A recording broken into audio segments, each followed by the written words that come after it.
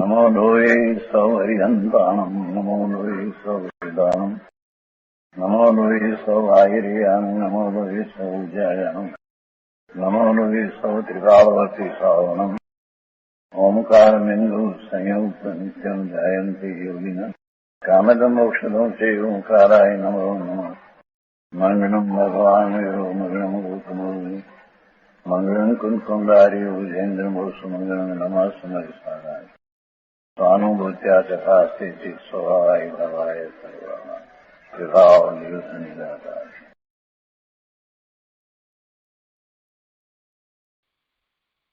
समयसार भगवान कुंकुंदाचार्य रचित समयसार तथा भगवान अमृतचंद्राचार्य रचित आत्मख्याति टीका कलश सहित एनो स्वाध्याय चाले छे। एमां सर्व विशुद्ध ज्ञान अधिकारमां गाथा 373 થી 382 10 गाथा સાથે છે તેનો સ્વાધ્યાય શરૂ કર્યો છે। એમાં ગાથા આપણે કરી છે। હવે ગાથાનો અર્થ કહીએ છીએ। ગાથા 373 નો અર્થ કર્યો, એનું સહેજ પુનરાવર્તન કરીએ। ગાથા 373 માં એ વાત કરી કે આ અનેક પ્રકારના નિંદાના અને સ્તુતિના જે વચનો છે એ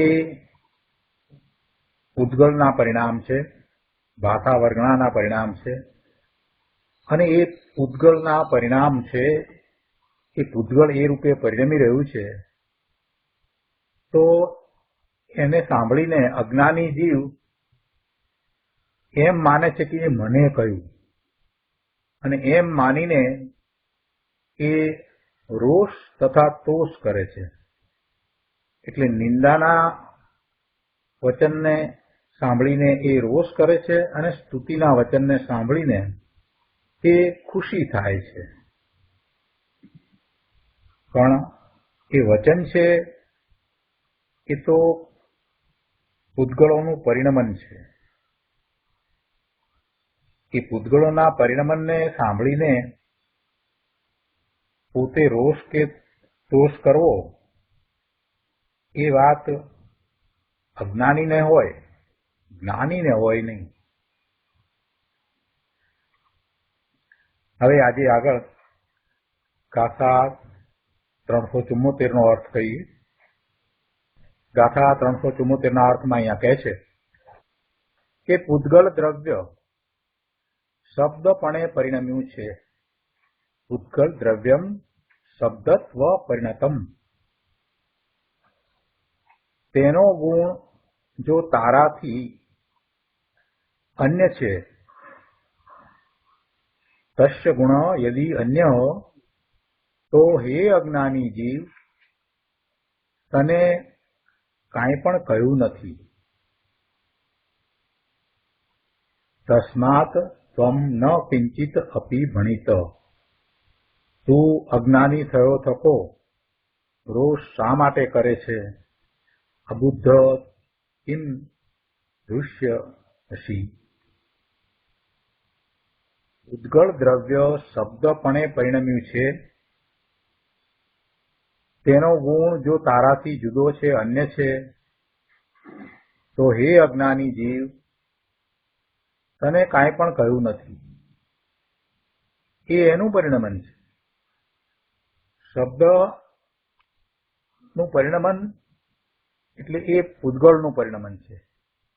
શબ્દપણે પરિણમ્યું છે, પૂતગળ દ્રવ્ય શબ્દપણે પરિણમ્યું છે અને એ તારાથી જુદું છે, તો પછી તું અજ્ઞાનવશ તને કહ્યું છે એમ માનીને શા માટે રોષ કરે છે?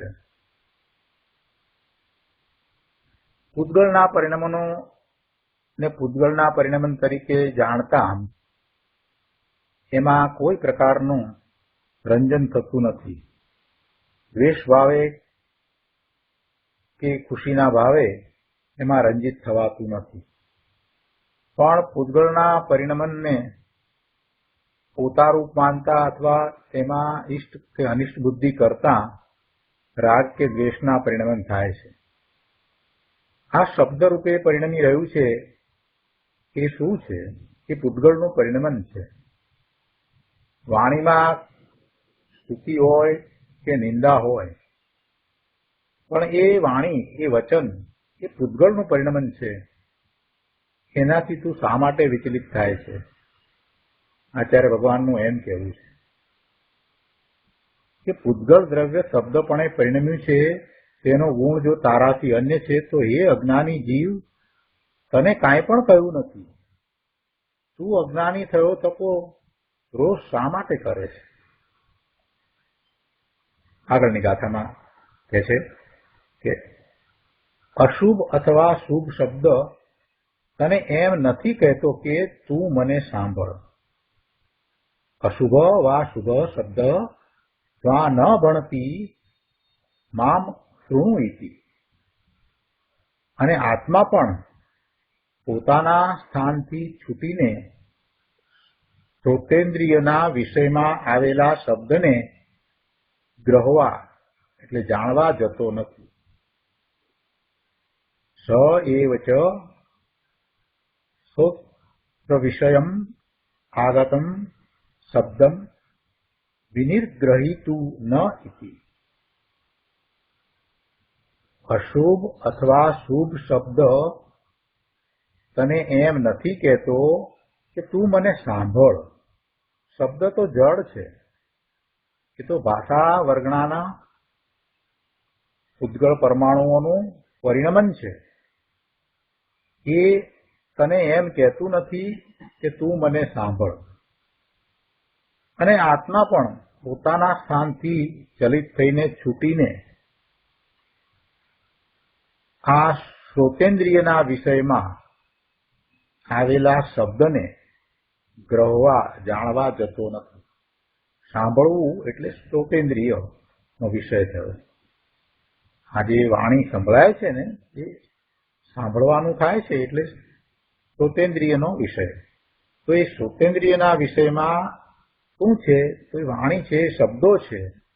તો એ શ્રોતેન્દ્રિયનો વિષય, જે શબ્દ, જે પૂતગળ, એને ગ્રહવા માટે આત્મા પોતાના સ્થાનથી છૂટીને પોતાના સ્થાનથી ચ્યુત થઈને જતો નથી.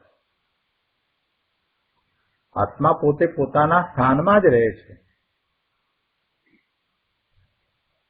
શુભ શબ્દ હોય, અશુભ શબ્દ હોય, ગમે તેવા શબ્દો હોય, એ કોઈ શબ્દ એમ કહેતો નથી કે તું મને સાંભળ. આ એક વાત. અને બીજી વાત એમ કરી કે એ શબ્દ છે, વાણી છે, એ શ્રોતેન્દ્રિયનો વિષય છે. અને એવા શબ્દને, વાણીને ગ્રહવા માટે આત્મા પોતાના સ્થાનને છોડીને ત્યાં જતો નથી. આત્મા પોતે પોતાના સ્થાનમાં રહે છે, એને ગ્રહવા જતો નથી. ઉદ્ગળના પરિણમન થઈ રહ્યા છે, તે થઈ રહ્યા છે. આત્મા પોતે પોતાના સ્થાનમાં જ રહ્યો છે. બંને દ્રવ્ય જુદા.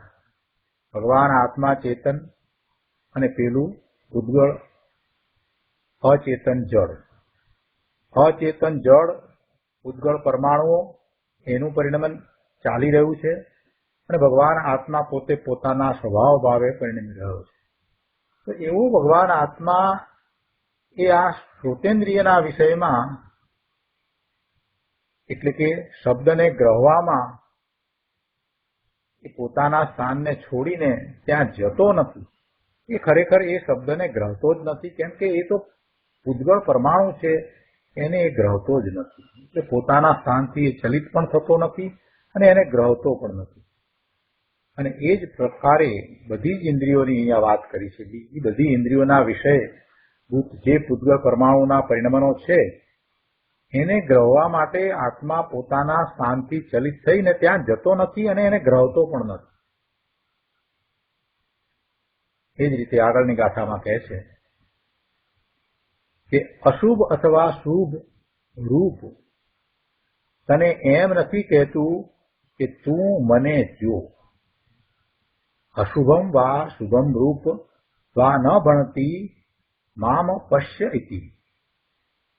અને આત્મા પણ પોતાના સ્થાનથી છૂટીને ચક્ષુ ઇન્દ્રિયના વિષયમાં આવેલા અર્થાત ચક્ષુ ગોચર થયેલા રૂપને ગ્રહવા જતો નથી.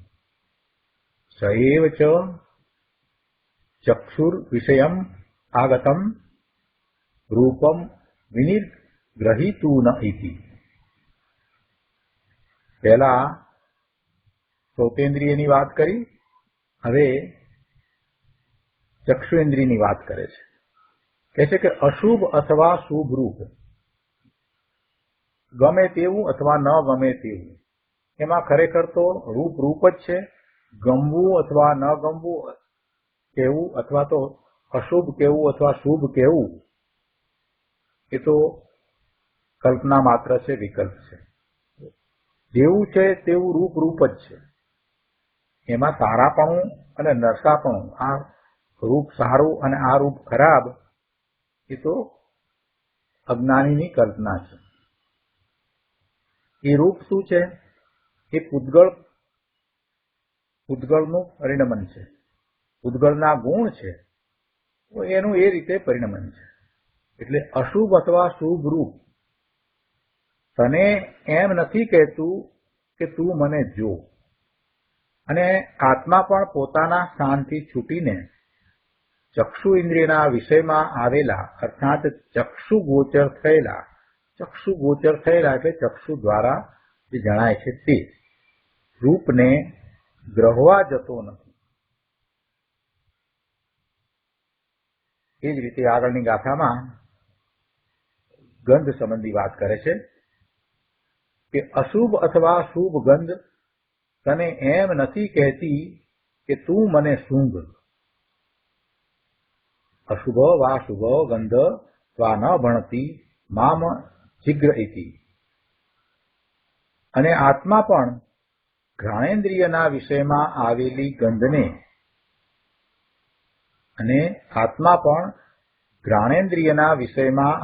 ગંધને પોતાના સ્થાનથી ચ્યુત થઈને ગ્રહવા જતો નથી.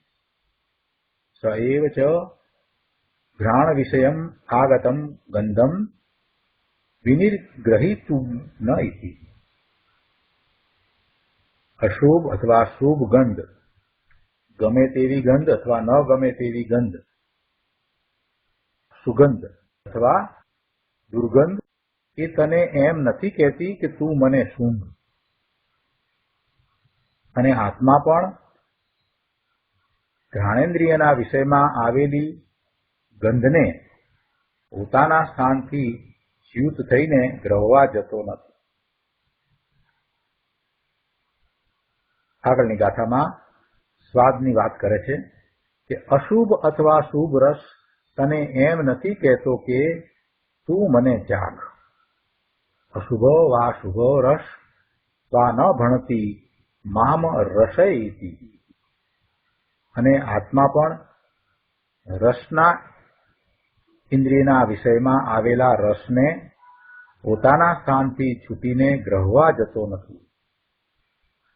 સ એવ ચ રસન વિષયમ આગતમ તુ રસમ વિનિર્ગ્રહીતું ન ઇતિ. અશુભ અથવા શુભ રસ, ગમે તેવો રસ અથવા ન ગમે તેવો રસ. અશુભ એટલે ન ગમે તેવો રસ, જે સ્વાદ ગમતો નથી તે. કેમ કે રસ તો રસ છે. કોઈને મીઠો સ્વાદ ગમે છે અને કોઈને નથી ગમતો, કોઈને કડવો સ્વાદ ગમે છે અને કોઈને નથી ગમતો. એટલે કોને શુભ કેવો અને કોને અશુભ કેવો એ તો નરી કલ્પના માત્ર છે. રસ તો રસ છે. એટલે અશુભ અથવા શુભ રસ, કોઈ પણ રસ તને એમ નથી કહેતો કે તું મને ચાખ. એ પૂતગળના પરિણમન છે. એ પૂતગળ પરમાણુઓનું એવું પરિણમન છે તો એવું પરિણમન છે. સાકર મીઠી છે તો સાકરનું એના પૂતગળનું એવું પરિણમન છે, એ મીઠાશ રૂપે પરિણમન છે. લીમડો કડવો છે તો એના પૂતગળનું એવું કડવાશ રૂપે પરિણમન છે તો છે. પણ એ પૂતગળના પરિણમનો તને એમ નથી કહેતા કે તું મને ચાખ.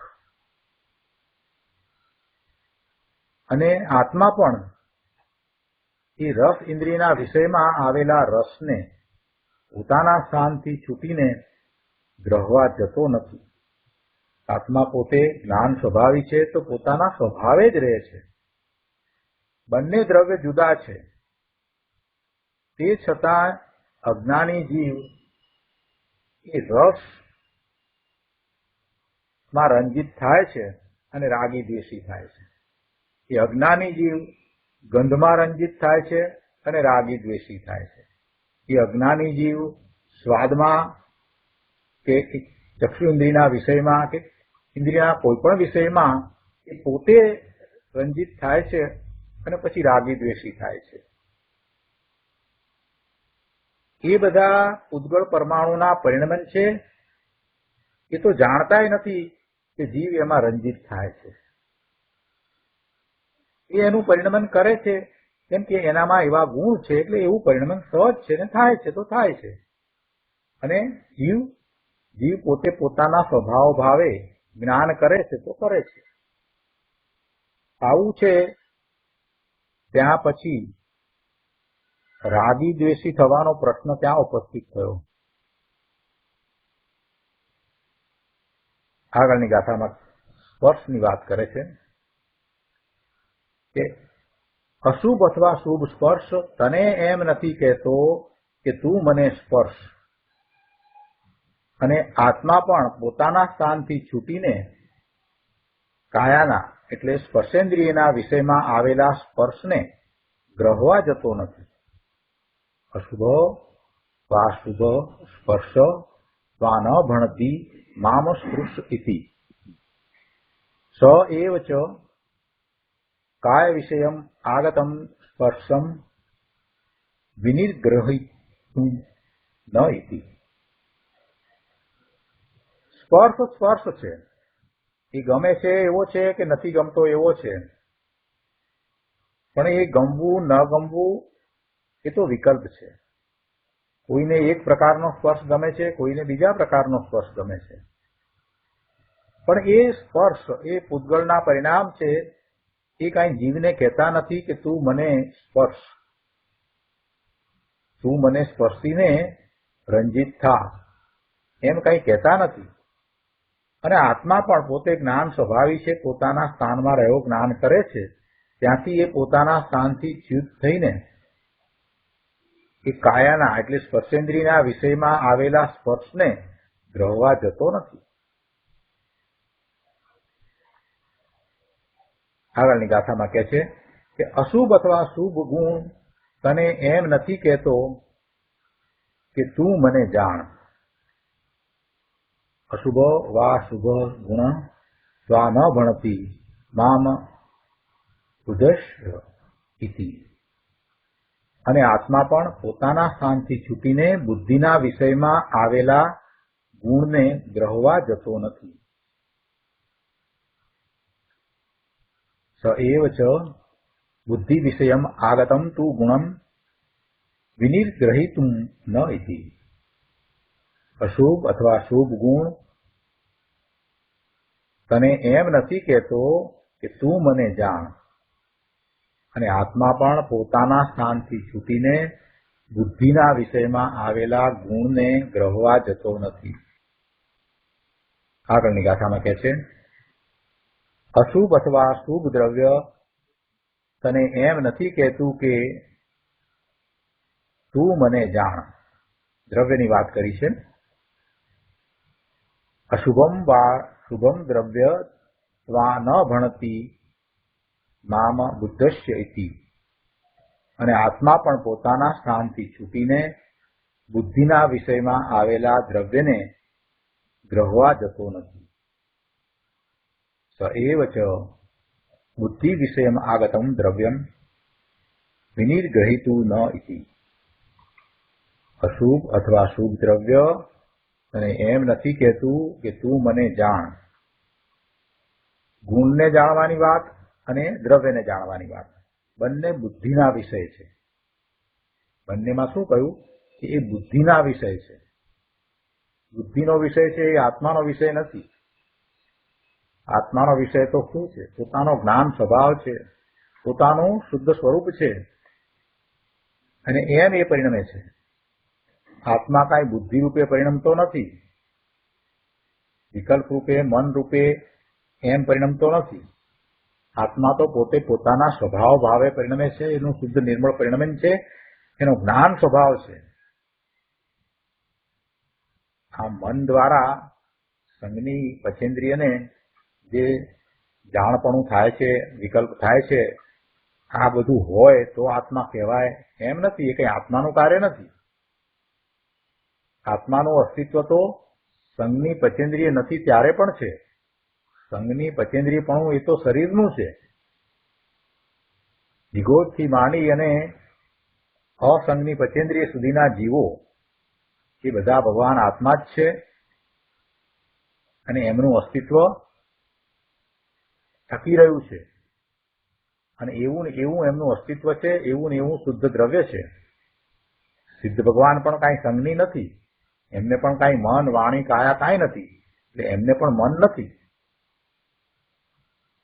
એટલે અહીંયા બુદ્ધિનો વિષય કયો છે તો એમાં એ વાતને સમજવાની છે કે બુદ્ધિનો વિષય છે. જેમ પેલા 5 ઇન્દ્રિયના વિષય લીધા એવી રીતે અહીંયા બુદ્ધિનો વિષય એટલે મનનો વિષય કયો છે. 5 ઇન્દ્રિયોના વિષય લીધા એટલે 5 ઇન્દ્રિય અને મન, છઠ્ઠું મન, એના વિષય છે આ ગુણને જાણવું અને દ્રવ્યને જાણવું. એ આત્મા, ભગવાન આત્માનું એ કઈ પરિણમન નથી. ભગવાન આત્મા તો પોતે પોતાના સ્વભાવને જાણતો થકો, પોતાના સ્વભાવને અનુભવતો થકો પરિણમી રહ્યો છે. એનામાં અનંત ગુણ છે અને એ અનંત ગુણનું પરિણમન એ પોતે અનુભવી રહ્યો છે. એટલે અહીંયા બુદ્ધિના વિષયમાં બંને જગ્યાએ લખ્યું છે. આગળની ગાથામાં કહે છે કે આવું જાણીને પણ મૂંઢ જીવ ઉપશમને પામતો નથી. એતત તું જ્ઞાત્વા મૂઢ ઉપશમમ ન એવ ગચ્છતિ. અને શિવ બુદ્ધિને, કલ્યાણકારી બુદ્ધિને, સમ્યક જ્ઞાનને નહીં પામેલો પોતે પરને ગ્રહવાનું મન કરે છે. જ શિવામ બુદ્ધિમ અગ્રાપ્ત ચ સ્વયં પરસ્ય વિનિગ્રહમોના.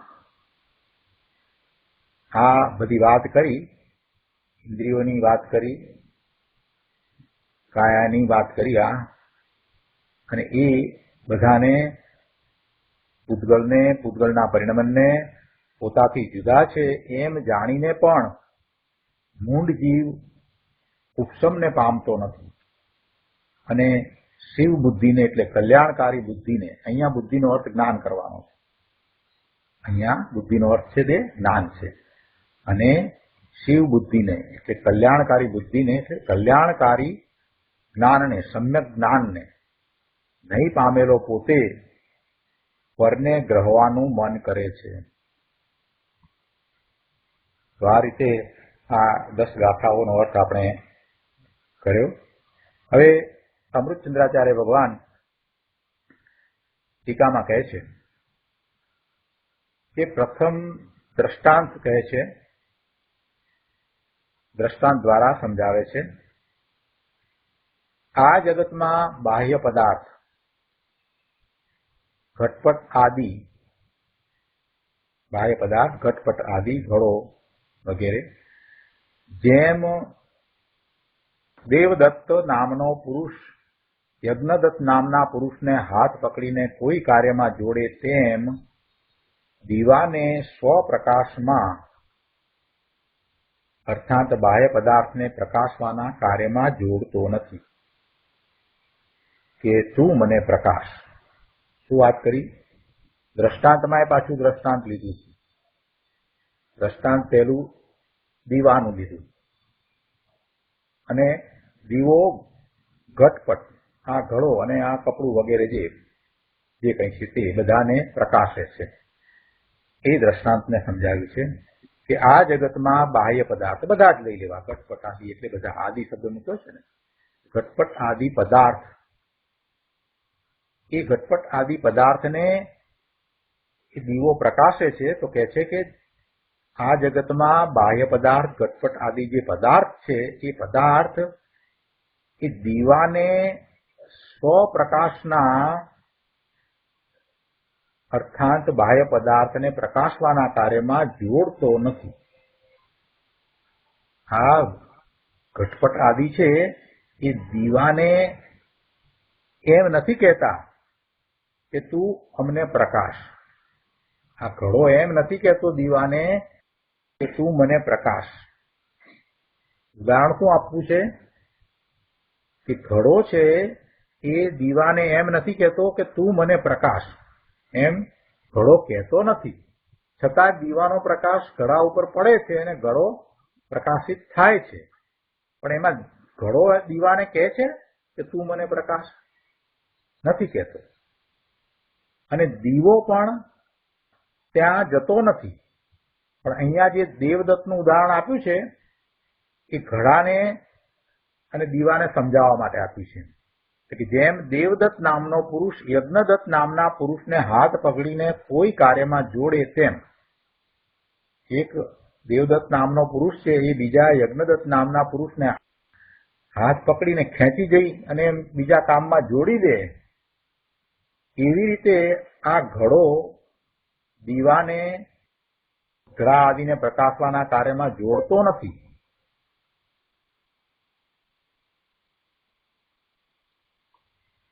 ઘટપટ આદિ છે તે દીવાને પ્રકાશવા માટે કહેતા નથી કે તું મને પ્રકાશ. અને દીવો પણ એ પોતાના સ્થાનથી ચ્યુત થઈ અને એ બાહ્ય પદાર્થોને ઘટપટ આદિને પ્રકાશવા જતો નથી. ત્યાં પણ એક ઉદાહરણ બીજું આપ્યું છે કે દીવો પણ ત્યાં જતો નથી. તો એમાં ઉદાહરણ કેવી રીતે આપ્યું છે કે જેમ લોહચુંબક છે, લોહચુંબક પાષાણ, એટલે લોહચુંબક છે એનાથી લોખંડની સોય ખેંચાઈને ત્યાં ચાલી જાય છે. લોખંડની સોય છે તે ખેંચાઈને લોહચુંબક તરફ ચાલી જાય છે. એવી રીતે આ દીવો પણ એ લોહચુંબકની અને સોયની જેમ એ કંઈ પોતાના સ્થાનને છોડી અને ત્યાં બાહ્ય પેલા પદાર્થોને પ્રકાશવા જતો નથી. જેમ સોય, લોખંડની સોય લોહચુંબક તરફ ખેંચાય છે, એવી રીતે કાંઈ દીવો એ પર પદાર્થો, બાહ્ય પદાર્થો, ઘટપટ આદિ પદાર્થો છે એને પ્રકાશવા માટે ત્યાં કંઈ પહોંચતો નથી. એટલે ત્યાં એ જતો નથી, ત્યાં એ ખેંચાઈ જતો નથી. એટલે બંને વાતને પાછા જુદા જુદા બે દ્રષ્ટાંતથી સમજાવી. પહેલી વાત એ લીધી કે આ ઘટપટ આદિ જે પદાર્થો છે એ કાંઈ દીવાને એમ કહેતા નથી કે તું મને પ્રકાશ, એ વાત. અને એ વાતમાં એમ સમજાયું કે જેમ પેલો દેવદત્ત નામનો પુરુષ બીજા પુરુષને કોઈ કામમાં જોડે છે અને લઈ જાય છે, એવી રીતે એ કાંઈ દીવાને લઈ જતા નથી. એટલે એ ઉદાહરણમાં એ દેવદત્તનું ઉદાહરણ આપ્યું. અને પછી આગળ બીજી વાત એ લીધી કે દીવો પણ કંઈ એ બાહ્ય પદાર્થો અને ઘટપટ આદિને પ્રકાશવા જતો નથી. તો એ ખેંચાઈને ત્યાં જતો નથી એ સમજાવવા માટે બીજું ઉદાહરણ લીધું કે જેમ લોહચુંબક છે અને લોખંડની સોય છે, તો જેમ લોહચુંબક તરફ લોખંડની સોય ખેંચાઈ જાય છે એવી રીતે કંઈ આ દીવો બાહ્ય પદાર્થને પ્રકાશવા ખેંચાઈને ત્યાં પહોંચતો નથી. હવે આગળ કહે છે કે આ રીતે દીવો દીવાના સ્થાનમાં જ રહ્યો છે. એ જે પદાર્થોને પ્રકાશે છે ત્યાં એ ખેંચાઈને જતો નથી. અને પેલા પદાર્થો જે પ્રકાશિત થાય છે, ઘટપટ આદિ છે, એ પણ કઈ દીવાને કહેતા નથી કે તું મને પ્રકાશ. આ બે વાત થઈ. એટલે હવે આગળ કહે છે કે ખરેખર શું છે, તો કે પરંતુ વસ્તુ સ્વભાવ પર વડે ઉત્પન્ન થઈ શકતો નહીં હોવાથી, તેમજ વસ્તુ સ્વભાવ પરને ઉત્પન્ન કરી શકતો નહીં હોવાથી દીવો જેમ બાહ્ય પદાર્થની અસમીપતામાં પોતાના સ્વરૂપથી જ પ્રકાશે છે, તેમ બાહ્ય પદાર્થની સમીપતામાં પણ પોતાના સ્વરૂપથી જ પ્રકાશે છે. એટલે એવું એ છે કે દીવો પ્રકાશે છે તો એને કાંઈ પર પદાર્થોની જરૂર નથી. પર પદાર્થોની સમીપ છે ત્યારે પણ દીવો પ્રકાશે છે અને પરપદાર્થોની સમીપ નથી ત્યારે પણ દીવો તો પ્રકાશે જ છે. કેમ કે વસ્તુ સ્વભાવ છે એ બીજાથી ઉત્પન્ન થતો નથી. વસ્તુ સ્વભાવ એટલે અહીંયા દીવાના સ્વભાવનો વિચાર કરીએ તો દીવાનો સ્વભાવ કેવો છે? એ પ્રકાશવાનો સ્વભાવ છે. અને એ પ્રકાશવાનો સ્વભાવ એ કઈ બીજા દ્વારા ઉત્પન્ન થતો નથી. કોઈ પણ વસ્તુનો સ્વભાવ બીજા દ્વારા ઉત્પન્ન કરી શકાય નહીં. દીવાનો સ્વભાવ પ્રકાશવાનો છે એ એનો પોતાનો સ્વભાવ છે. એ કઈ બીજા ઘટપટ આદિ છે માટે દીવો પ્રકાશે છે એમ એ દીવાનો સ્વભાવ નથી. એટલે વસ્તુ સ્વભાવ બીજા પર દ્વારા કઈ ઉત્પન્ન કરી શકાતો નથી. અને વસ્તુ સ્વભાવ પરને ઉત્પન્ન કરી શકતો નથી.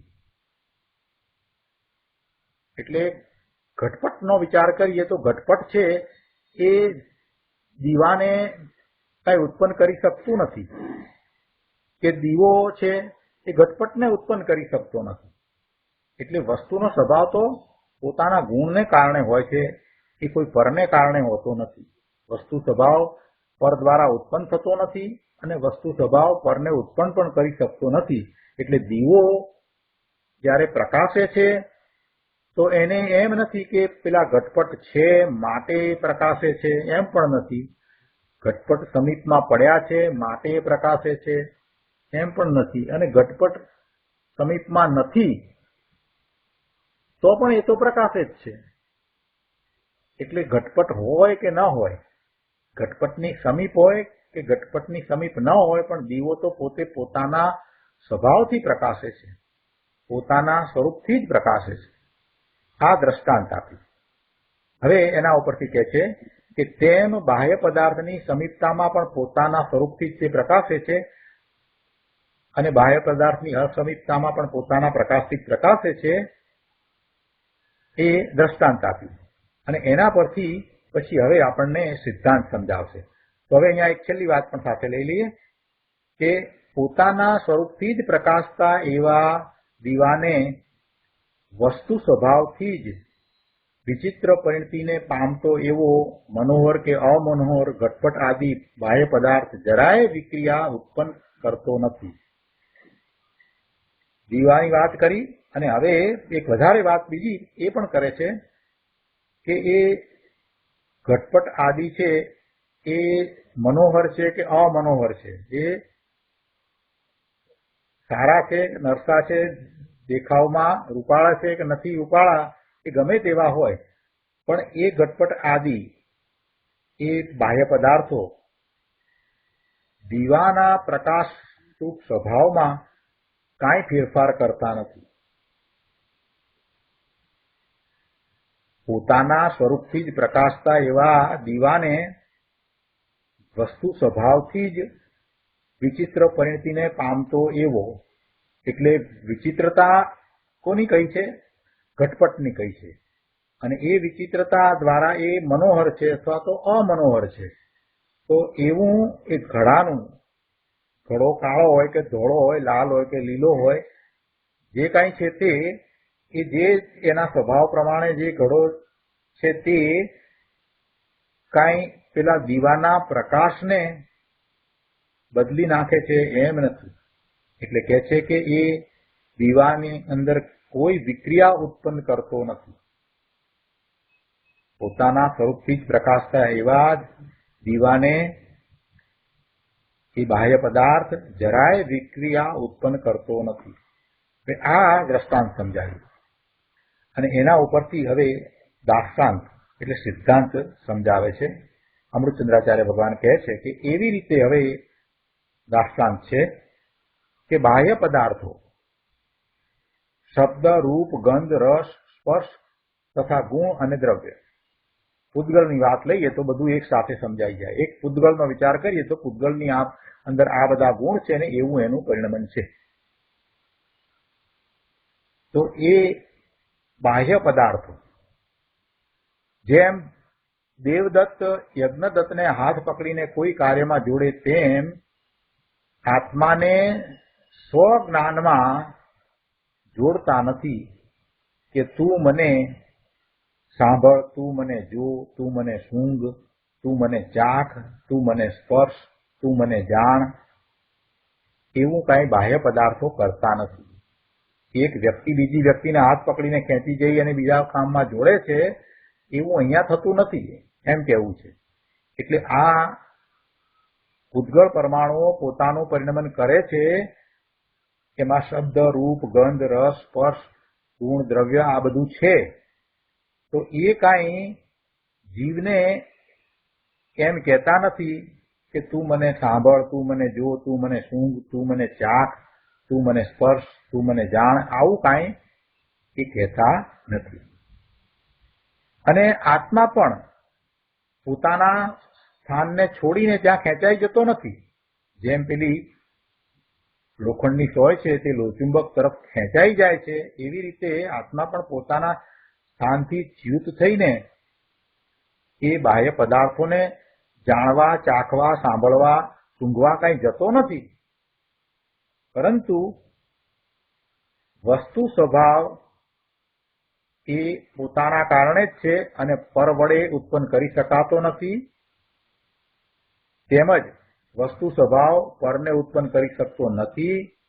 તેથી આત્મા જેમ બાહ્ય પદાર્થોની સમીપમાં હોય કે અસમીપમાં હોય છતાં પણ પોતે પોતાના વસ્તુ સ્વભાવે એટલે જ્ઞાન સ્વભાવે જ એ પરિણમે છે.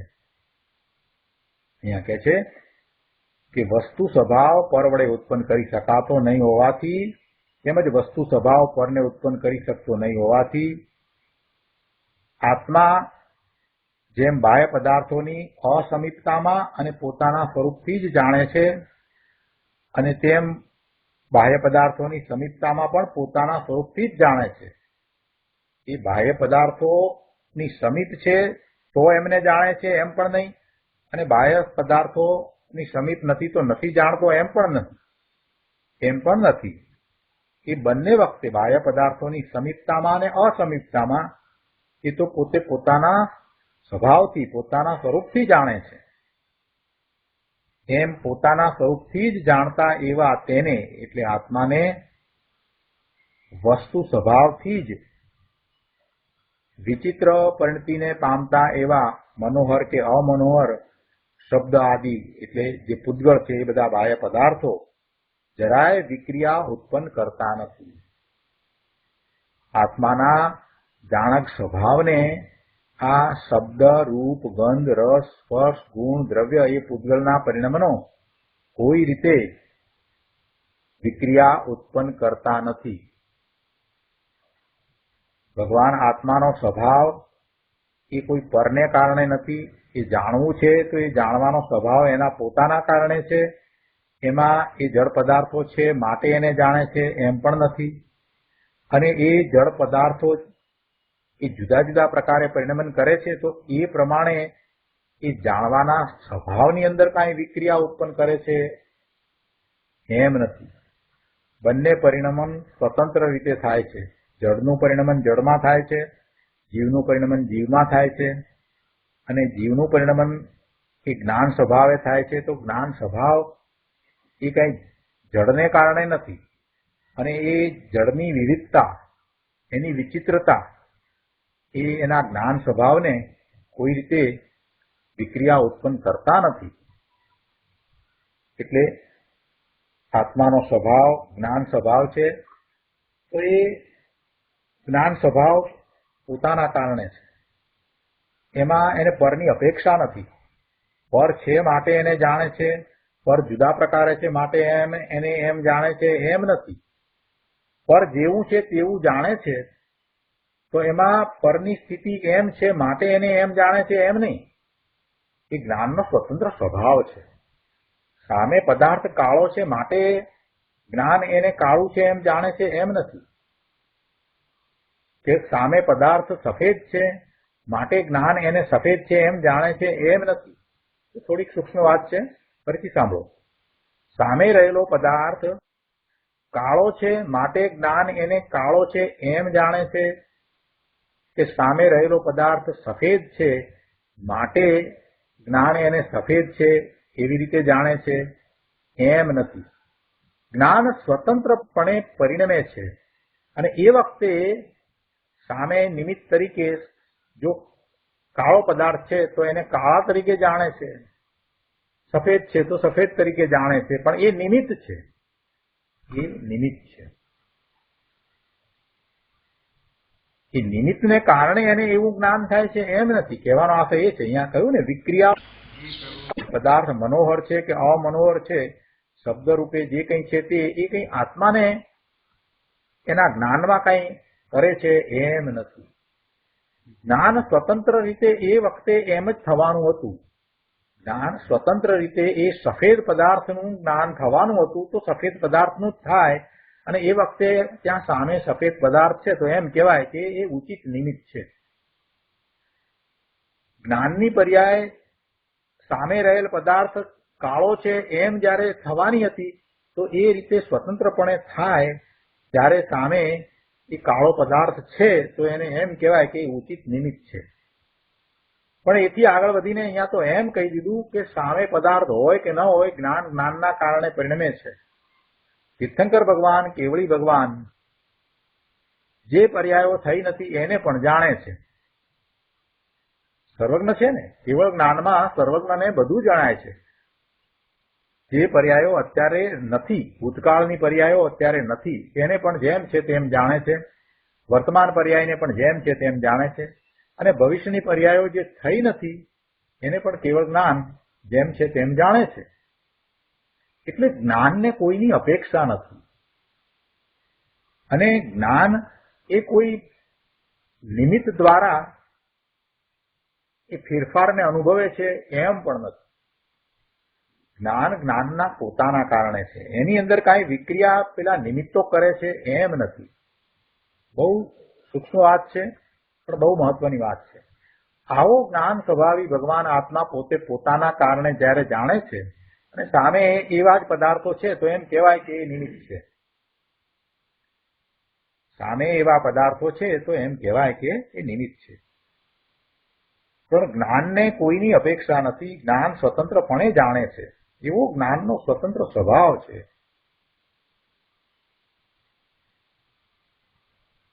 આગળ કહે છે કે આ રીતે આત્મા દીવાની જેમ પર પ્રત્યે સદાય ઉદાસીન છે, અર્થાંત સંબંધ વગરનો તટસ્થ છે. એ તો પોતાના સ્વભાવે, જ્ઞાન સ્વભાવે છે, એ તટસ્થ છે. એ કોઈ દ્વારા પ્રભાવિત થતો નથી. સામે રહેલા પદાર્થો પૂતગળોના પરિણમન દ્વારા જ્ઞાન પ્રભાવિત થતું નથી. પૂતગળોના પરિણમન આમ થાય છે માટે જ્ઞાન એને એમ થાય છે એમ નથી. ઘંટ વાગે છે, એનો મધુર અવાજ સંભળાય છે અને એનું જ્ઞાન જીવને થાય છે તો એમાં એમ નથી કે ઘંટ વાગે છે માટે જીવને એનું જ્ઞાન થાય છે એમ નથી. એ સમયે એવું જ્ઞાન થવાનું હતું તે થાય છે, અને એ વખતે જો ઘંટ વાગે છે તો એને નિમિત્ત કહેવામાં આવે.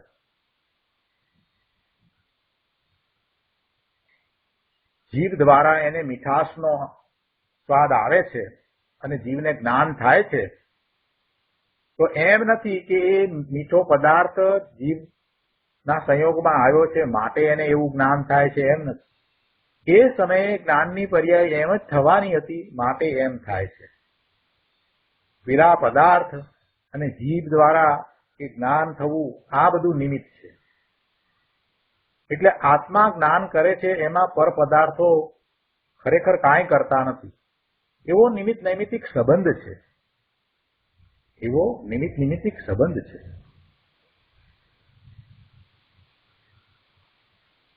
કોમળ સ્પર્શ છે એનું જ્ઞાન જીવને જ્યારે થાય છે, કોઈ પણ કોમળ પદાર્થને એ અડે છે અને એ વખતે એને કોમળ સ્પર્શ છે એવું જ્ઞાન થાય છે તો એ જ્ઞાન સ્વતંત્રપણે થાય છે. એમાં એમ નથી કે એ કોમળ પદાર્થને અડે છે માટે થાય છે. જ્ઞાન પોતાના સ્વભાવે પરિણમી રહ્યું છે, એને કોઈ નિમિત્તની અપેક્ષા નથી. અને એના જ્ઞાનની પર્યાયની અંદર પેલું નિમિત્ત એવું આવ્યું છે માટે એમ ફેરફાર થઈ જાય છે એમ નથી. જ્ઞાન એ પર પદાર્થને કારણે વિકૃતિ અનુભવે છે એમ નથી. એ સમયે જ્ઞાન એમ જ થવાનું હતું તેથી એમ થાય છે, અને સામે જે રહ્યું છે એ નિમિત્ત છે. આવો નિમિત્ત નૈમિત્તિક સંબંધ જેને અંતરમાં બરાબર બેસી જાય છે એને પોતાનું સ્વરૂપ કોઈની પણ અપેક્ષા વિના શુદ્ધ જ્ઞાન સ્વભાવી છે એવું સ્પષ્ટ થઈ જાય છે. એને ભેદ જ્ઞાન કરવું સરળ થઈ જાય છે. આ વાતને બેસાડવાની છે. ગુરુદેવે ઘણી વાર આ વાત કરી છે, પણ જીવ પછી આગળ એના વિશે વિચાર કરતો નથી. પ્રમાદમાં એ પોતાનો સમય વિતાવે છે. પણ ગુરુદેવની વાતને ફરીને યાદ કરી અને વસ્તુનું સ્વરૂપ કઈ રીતે છે એનો એ વિચાર કરતો નથી. ભગવાન આત્મા અને કોઈની અપેક્ષા નથી. કેવળ જ્ઞાનને કોઈની અપેક્ષા નથી. સિદ્ધ ભગવાનને કોની અપેક્ષા છે? તીર્થંકર ભગવાનને કોની અપેક્ષા છે? કેવળી ભગવાનને કોની અપેક્ષા છે? કોઈની અપેક્ષા નથી. પોતે પોતાના કારણે સ્વતંત્રપણે રહ્યા છે. આવું સ્પષ્ટ આપણે જાણીએ છીએ. તે છતાં પણ વારે વારે આપણે કેમ પરનું લક્ષ કરી અને એ તરફ રંજિત થઈએ છીએ? આ વિચાર માગી લે એવી વસ્તુ છે. એક તરફ આપણે સ્વાધ્યાય દ્વારા જાણીએ કે તીર્થંકર ભગવાન કેવળી ભગવાન સર્વજ્ઞ છે અને જગતના બધા જ પદાર્થોની બધી જ પર્યાયોને, ત્રણેય કાળની પર્યાયોને એક સમયમાં યુગપત જાણે છે. એટલે જે પર્યાયો થઈ નથી એને પણ ભગવાન જાણે છે. એનો અર્થ એ થયો કે જ્ઞાનનો એવો મહિમા છે, જ્ઞાનનું એવું સામર્થ્ય છે, જ્ઞાનની એવી શક્તિ છે, માટે એ જણાય છે. તો જ્ઞાનની શક્તિ તો એ આત્માના જ્ઞાનની શક્તિ છે કે બીજાના કોઈના જ્ઞાનની શક્તિ છે?